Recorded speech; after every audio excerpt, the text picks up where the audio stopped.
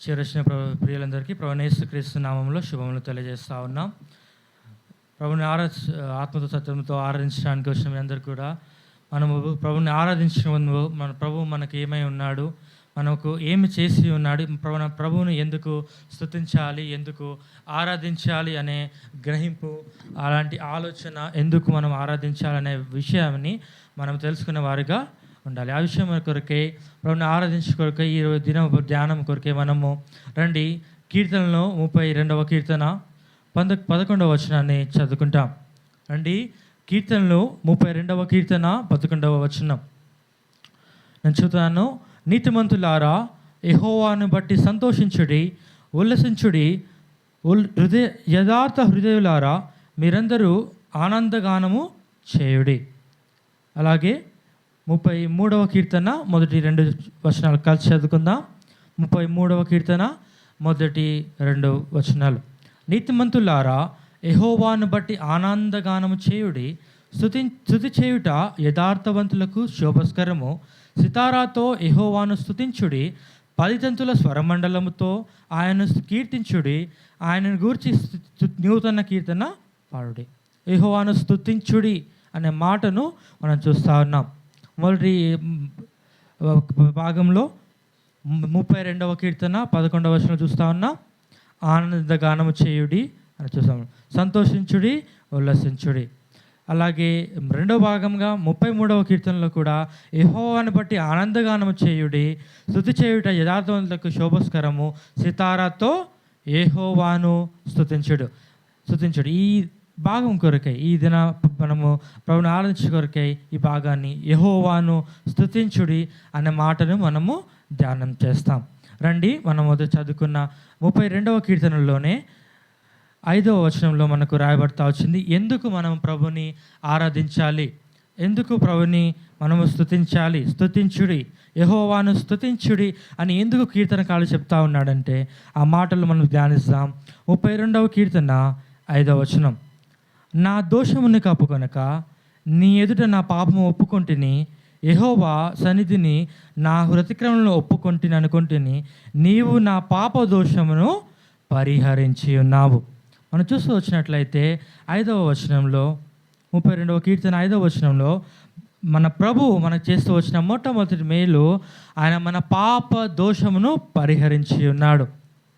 మన పాప దోషములు పరిహరింపబడకపోతే మన జీవితం ఎలా ఉండేది, మన జీవితంలో మనం ఎలా ఉండేవారమని మన జీవితం ఎలా ఉండేదని బైబిల్ గ్రంథంలో చూస్తూ వచ్చినట్లయితే అదే కీర్తనల గ్రంథము 31వ వచనము 31వ అధ్యాయంలోనే ఒక మాట రాయబడతా వచ్చింది. 10వ వచనంలో, నా బ్రతుకు దుఃఖముతో వెళ్ళబోచుచున్నాను, నిట్టూర్పులు విడుచులో నా ఏండ్లు గతించిపోచున్నవి, నా దోషంను బట్టి నా బలము తగ్గిపోచున్నది, నా ఎముకలు క్షీణించుచున్నవి.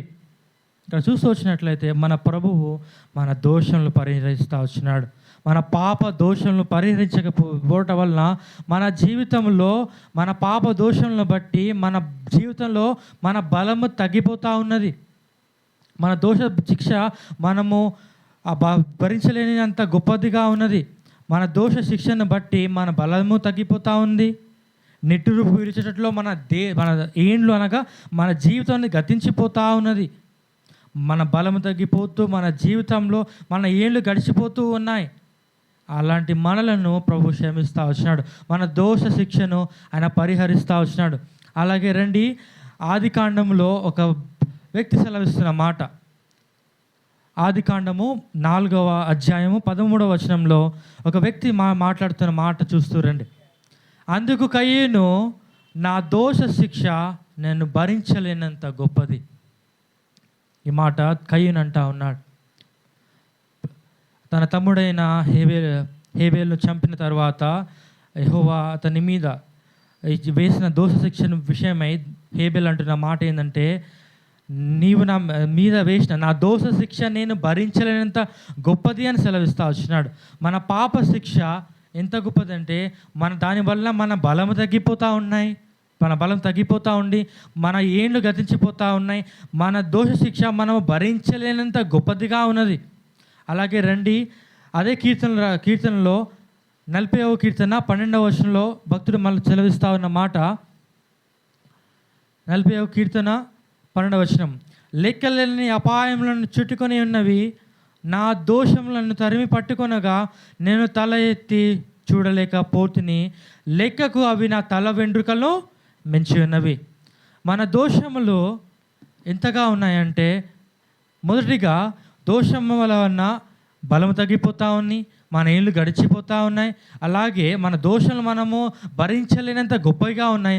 అలాగే మన దోషములు మనం తరిమి పట్టుకుంటూ ఉంటే, మనము పట్టుకుంటూ ఉన్నప్పుడు మనం భరించినట్టుగా ఉన్నాయి. అలాంటి మన పాపములను, మన పాప దోషములను మన ప్రభువైన యేసుక్రీస్తు ద్వారా, ఆయన రక్తము ద్వారా మనను ఆయన పరిహరిస్తూ వచ్చినాడు.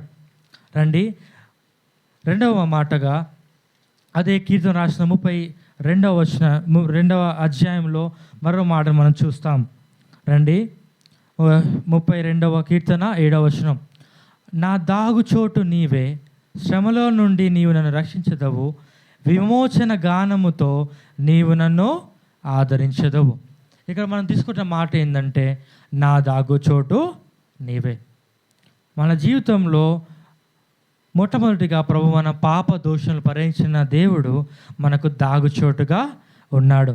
రండి, 32వ కీర్తన 6వ వచనంలో ఎందుకు ఆ మాట పలుకుతూ ఉన్నాడో భక్తుడు మనం ముందు చదువుతున్నట్లే, కావున నీ దర్శన కాలమందు భక్తి గల వారందరూ నిన్ను ప్రార్థన చేయుదురు, విస్తార జల ప్రవాహాలను పొర్లి పారి వచ్చినను నిశ్చయముగా అవి వారి మీదికి రావు.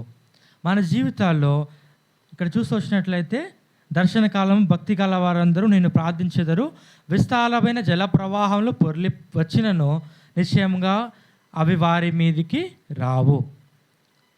ఇక్కడ చూస్తూ వచ్చినట్లయితే దాగుచోటుగా యేసుక్రీస్తు వారు మనకు దాగుచోటుగా ఉన్నాడు. విస్తారమైన జల ప్రవాహములు అనగా మనకు జీవితంలో వచ్చే కష్టములు, దుఃఖములు, మన జీవితంలో వచ్చే ప్రతి నష్టములు మనకు వాటికి గుర్తుగా ఉన్నాయి. జల ప్రవాహములుగా మనం మీదికి వస్తూ ఉన్నప్పుడు మనం ఎక్కడికి వెళ్ళాలి, ఎవరితో ఎలా దాచుకోవాలి, ఎక్కడి నుంచి వాటి నుంచి ఎలా తప్పించుకోవాలని మనం చింతపడుతున్నప్పుడు యేసుక్రీస్తు వారు మనకు దాగుచోటుగా ఆయన మన జీవితంలో ఉన్నాడు. శ్రమలో నుండి, మన జీవితంలో మనకు వచ్చే శ్రమలలో నుండి ఆయన మనల్ని రక్షించే దేవుడు, విమోచన గానములతో ఆయన మనల్ని ఆదరించే దేవుడుగా ఉన్నాడు. అలాగే మనము 32వ కీర్తన 7వ వచనంలో చూసి వచ్చినట్లయితే, శ్రమలో నుండి నీవు నన్ను రక్షించదు అని సెలవిస్తూ ఉన్నాడు. అలాగే 32వ కీర్తన 8వ వచనంలో ఇంకో మాట సెలవిస్తూ ఉన్నాడు, నీకు ఉపదేశము చేసేదను, నీవు నడవలసిన మార్గము నీకు బోధించేదను, నీ మీద దృష్టి ఉంచి నీకు ఆలోచన చెప్పేదను అనే మాట రాబడుతూ ఉంది. మొట్టమొదటిగా పాప శిక్షను, పాప దోషం ఆయన పరిహరిస్తూ ఉన్నాడు. అలాగే ఆయన మనకు దాగుచోటుగా ఉండి మన జీవితంలోనికి వచ్చే కష్ట దుఃఖాల నుండి, మన శ్రమల నుండి ఆయన దాగుచోటుగా ఉండి మన దాచే దేవుడు, మన కాపాడే దేవుడుగా ఉన్నాడు.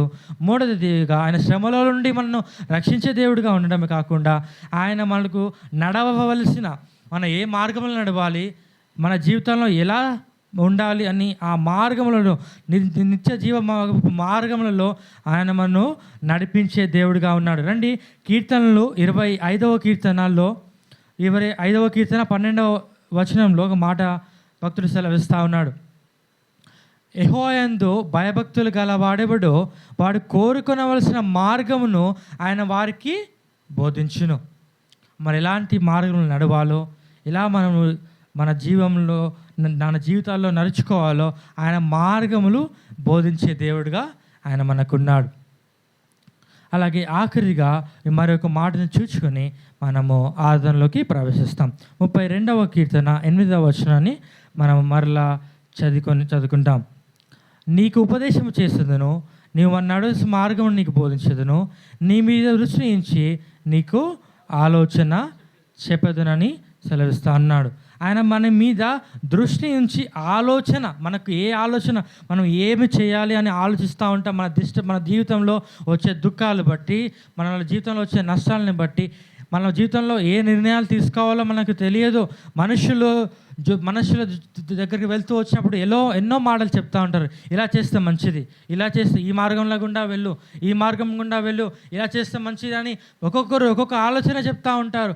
కానీ అవన్నీ కూడా మనని నష్టానికి దారి చేస్తూ ఉంటాయి. కానీ దేవుడిని బట్టి మన దేవుడు మనకు ఆలోచన చెప్పే దేవుడుగా, మన జీవితంలో మనకు ఆలోచన చెప్పి మనలో నిత్య మార్గంలోనికి, నష్టంలోనికి మనం వెళ్ళకుండా నా నష్టంలో నుండి తప్పించి నిత్య నాశనం నుండి తప్పించి నిత్య జీవంలోనికి, నిత్యమైన మార్గంలోనికి నడిపించే దేవుడుగా మనకు ఉన్నాడు. మనకు ఆయన తోడుగా ఉండి, ఆయన మనకు దేవుడిగా ఉండి మన జీవితంలో మనం వెళ్ళవలసిన మార్గమును ఆయన మనకు బోధించే దేవుడిగా ఉన్నాడు. మనం చూస్తూ వచ్చిన 5 మాటలు మనం చూస్తూ వచ్చినాం. యెహోవాను స్తుతించుట మంచిది, యెహోవాను స్తుతించుడి. ఎందుకు ఆయన స్తుతించాలంటే ఆయన మన పాప దోషమును పరిహరిస్తూ వచ్చినాడు. మన పాప దోషముల వలన మన బలము తగ్గిపోతూ ఉంది, మన జీవితంలో ఏళ్ళు గడిచిపోతూ ఉన్నాయి. అలాగే మన దోష శిక్ష భరించలేనంత గొప్పదిగా ఉన్నది. మన దోషముల శిక్ష, మన దోషములు, మనం చేసిన పాపములు మనం తరుముతూ ఉన్నాయి. అలాంటి జీవితం మనది. అలాగే అలాంటి జీవితం నుండి ఆయన మనం రక్షిస్తూ వచ్చినాడు. అందుని బట్టి ప్రభువును మొట్టమొదటిగా ప్రభువు మన పాప దోషములు పరిహరించినందుకు ఆయన స్తుతించాలి. రెండవదిగా ఆయన మన దాగు చోటుగా ఉన్నాడు. మన జీవితంలో ప్రతి కష్ట నష్టాల్లో ఆయన మన దాగు చోటుగా ఉన్నందుకు ఆయన స్తుతిస్తూ రావాలి. మన శ్రమలలో ఆయన రక్షించే దేవుడుగా ఉన్నందుకు ఆయన మనము ఆరాధించాలి. మనము నడవలసిన మార్గంలో ఆయన మనకు బోధిస్తూ ఉన్నందుకు ఆయన మనము ఆరాధిస్తూ రావాలి.